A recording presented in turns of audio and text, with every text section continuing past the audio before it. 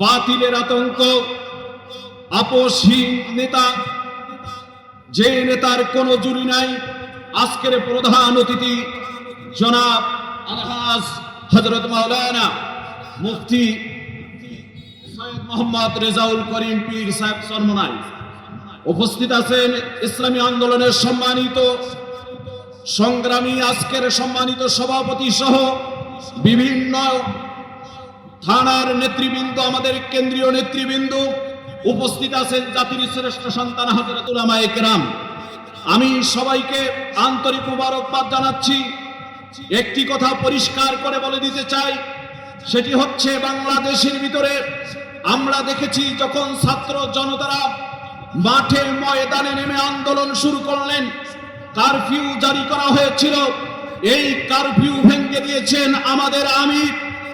একমাত্র তিনি কোনো ভয় না করে তার সংগ্রামী সাথীদেরকে নিয়ে, গুলিকে ভয় না করে কারফিউ ভেঙে ছাত্রদের সঙ্গে একমত করে আন্দোলনে যোগ দিয়েছিলেন, এবং যার কারণে আল্লাহ রাব্বুল আলামিন বিজয় ছিনে নিয়ে এসে দিয়েছেন। জোরে বলেন কথা ঠিক কিনা?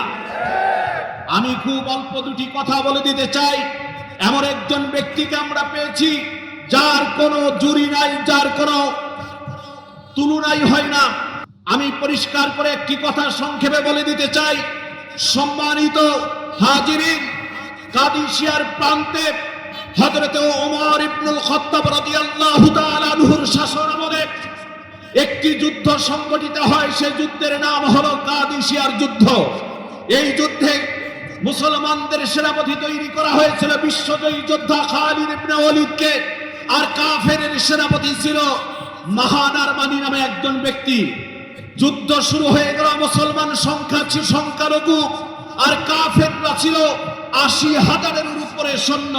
খালিদ ইবনে ওয়ালিদ মাত্র অল্প কিছু মুসলমানদেরকে নিয়ে যুদ্ধের ময়দানে যুদ্ধ শুরু করলেন। ঘটনাক্রমে প্রাথমিক অবস্থায় মুসলমানরা বন্দী হয়ে গেল অনেকেই। খালিদ ইবনে ওয়ালিদ যুদ্ধ এক পর্যায়ে শেষ হয়ে গেল। খালিদ ইবনে ওয়ালিদ বললেন, শোনো আমার ভাইরা, আমার সাথী বন্দীদেরকে ছেড়ে আমি খালিদ ইবনে ওয়ালিদ বাড়িতে প্রত্যাবর্তন করতে পারি না। খালিদ ইবনে ওয়ালিদ বললেন, তোমরা প্রস্তুত হও। তিনি মাত্র 12 জন সাহাবীকে নিয়ে কাফেরের দুর্গের ভিতরে ঢুকলেন, যেখানে নাকি ওই মাহান আরমানি যেখানে তার বৈঠকখানা ছিল সেখানে তিনি ঢুকলেন। ঢোকার পর আরমানি দারোয়ানকে ডাক দিলেন, সৈন্যদেরকে বললেন, কি করে ভিতরে প্রবেশ করতে পারলো? তোমরা কি বাধা দাও নাই? বললো যে তার রক্ষত চক্ষু দেখে ভয় পেয়ে গেছে, আমরা বাধা দিতে পারি নাই। খালিদ ইবনে ওয়ালিদকে বললেন, তুমি কেন আমার এখানে প্রবেশ করেছো? খালিদ ইবনে ওয়ালিদ বললেন, আমার যুদ্ধবন্দীদেরকে ছেড়ে নেওয়ার জন্য আমি প্রবেশ করেছি, তুমি ছেড়ে দাও। মাহান আরমানি বললেন, কাদিসের প্রান্তে কাফেরের সেই সেনাপতি বললেন, শোনো খালিদ ইবনে ওয়ালিদ, আমার দরবারের নিয়ম নীতি তুমি ভঙ্গ করেছো। আমার দরবারে মাথা নত করে ঢুকতে হয়, হাত জোর করতে হয়। সুতরাং আমার সৈন্যদেরকে নির্দেশ দিয়েছি, তোমাকে এখনই গ্রেফতার করবে এবং হত্যা করবে। খালিদ ইবনে ওয়ালিদ একটি কথা পরিষ্কার করে বললেন, তিনি জানাই দিলেন, একটা কথা পরিষ্কার করে জানাই দিলেন, ইয়া সাহাবী মুহাম্মাদিন, ইয়া সাহাবা মুহাম্মাদিন সাল্লাল্লাহু আলাইহি ওয়াসাল্লাম, মা কুতিলনা আলাল জিহাদি মা মুহাম্মাদিন সাল্লাল্লাহু আলাইহি ওয়াসাল্লাম ফিদ দুনিয়া বাদা ইয়াউমাল কিয়ামতি ওয়ালাকিন কাউসার। তিনি বললেন, সোনার সাহাবী ভাইরা, তোমরা আল্লাহর নবীর নেতৃত্বে বহু যুদ্ধে অংশগ্রহণ করেছো, বহু কাফেরদেরকে কতল করেছো। আজকে 12 জন অস্ত্র ধরো, আমরা ৮০,০০০ সৈন্যের বিরুদ্ধে যুদ্ধ করে বিজয় ছিনিয়ে নিয়ে যাব, আমার ভাইদেরকে মুক্তি করবো। জোরে বলেন সুবহানাল্লাহ। আর তিনি তরবারি যখনই ধরলেন, তখন কাফের সেনাপতি ক্ষমা চেয়ে বন্দীদের মুক্তি করে দিলেন। আমি এই কথাটাই বলতে চাই, আমরা এমন একজন নেতা পেয়েছি যে নেতা আমাদেরকে ছেড়ে ময়দান থেকে পালানোর নেতা নয়।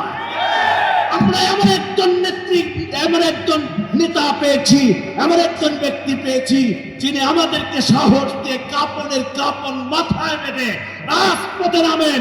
সুতরাং আমরা বলতে চাই, সাহেব আপনি সামনে এগিয়ে চলুন, আপনার ডানে বামে সামনে পিছনে জীবন দিতে আমরা প্রস্তুত আছি।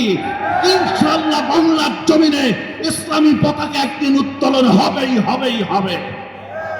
সম্মানিত ভাইরা, আমি যে আয়াত পড়েছিলাম এর অর্থটুকু করেই শেষ করে দিচ্ছি। আল্লাহ রাব্বুল আলামিন বলেছেন, ওয়ামা লাকুম লা তুকাতিলুনা ফি সাবিলিল্লাহি ওয়াল মুস্তাদআফিনা মিনার রিজালি ওয়ান নিসাই ওয়াল বিলদানিল্লাযীনা ইয়াকুলুনা রাব্বানা আখরিজনা মিন হাযিহিল ক্বরিয়াতিজ যালিমি আহলুহা ওয়াজআল লানা মিন লাদুনকা ওয়ালিয়ান ওয়াজআল লানা মিন লাদুনকা নাসীরা। আমার ভাইরা, আল্লাহ রাব্বুল আলামিন পরিষ্কার করে জানিয়ে দিয়েছেন, তোমরা সেই সব পুরুষ এবং নারী আর শিশুদের খাতিরে কি আল্লাহর জমিনে আল্লাহর পথে জিহাদে বেরিয়ে পড়বে না, যারা নির্যাতিত নিষ্পেষিত পদদলিত হওয়ার পর বলেছে, হে আল্লাহ তুমি আমাদেরকে এই জনপদ থেকে বের করে নাও, যে জনপদের অধিবাসীরা জালিম অত্যাচার। আমার ভাইরা, যখন এই স্বৈরাচারী শেখ হাসিনা সরকার বাহিনী এবং প্রশাসনদেরকে দিয়ে জনগণের মাঝে অত্যাচার, নির্যাতন, নিপীড়ন, খুন, হত্যা, ধর্ষণ আর সে নৈরাজ্য শুরু করেছিল, আয়না ঘরের মতো জায়গা তৈরি করে যখন নাকি মানুষগুলিকে বন্দী করে রেখেছিল, নারী পুরুষ শিশুদের অপরাধে আল্লাহ রাব্বুল আলামিন এই যুগে আবাবিল হিসাবে পাঠিয়ে দিয়েছিল ছাত্র জনতাকে। আর তার প্রতিশ্রুতিতে জীবন দিয়েছে আবু সাঈদ, জীবন দিয়েছে শহীদ মুগ্ধ সহ অসংখ্য ছাত্র ভাইরা এবং আমার ভাইরা মাদ্রাসা থেকে শুরু করে অনেক তলেবা এলেন। আমি বলে দিতে চাই, যখন বড় কোনো শত্রু আক্রমণের জন্য আসে, আল্লাহ তা ধ্বংস করার জন্য ছোট জিনিস পাঠিয়ে দেয়। নমরুদকে ধ্বংস করার জন্য ল্যাংড়া মশা পাঠিয়ে দিয়েছিল, আর এই স্বৈরাচারিণী শেখ হাসিনাকে ধ্বংস করার জন্য ছাত্র জনতাকে আল্লাহ আবাবিল হিসাবে পাঠিয়ে দিয়েছিল। জোরে বলেন ঠিক কিনা? পরিশেষে একটি কথা পরিষ্কার করে জানিয়ে দিতে চাই, শিক্ষা গ্রহণ করুন এখান থেকে। ইতিহাস কাউকে ছাড় দেয় না।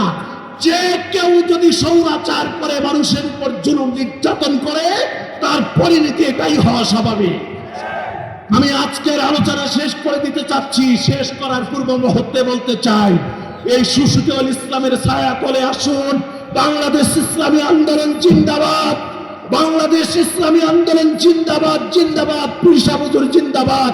সকলকে এই পাকার নিচে বিশেষ করে ইসলামী আন্দোলনের শরীক হয়ে দিন কায়েমের, ইকামতে দিন কায়েমের পক্ষে সংগ্রাম করার আল্লাহ তৌফিক দান করুন। ওয়ামা তৌফিকি ইল্লা বিল্লাহ, নাসরুম মিনাল্লাহি ওয়া ফাতহুন করিব। আসসালামু আলাইকুম ওয়া রাহমাতুল্লাহি ওয়া বারাকাতুহু।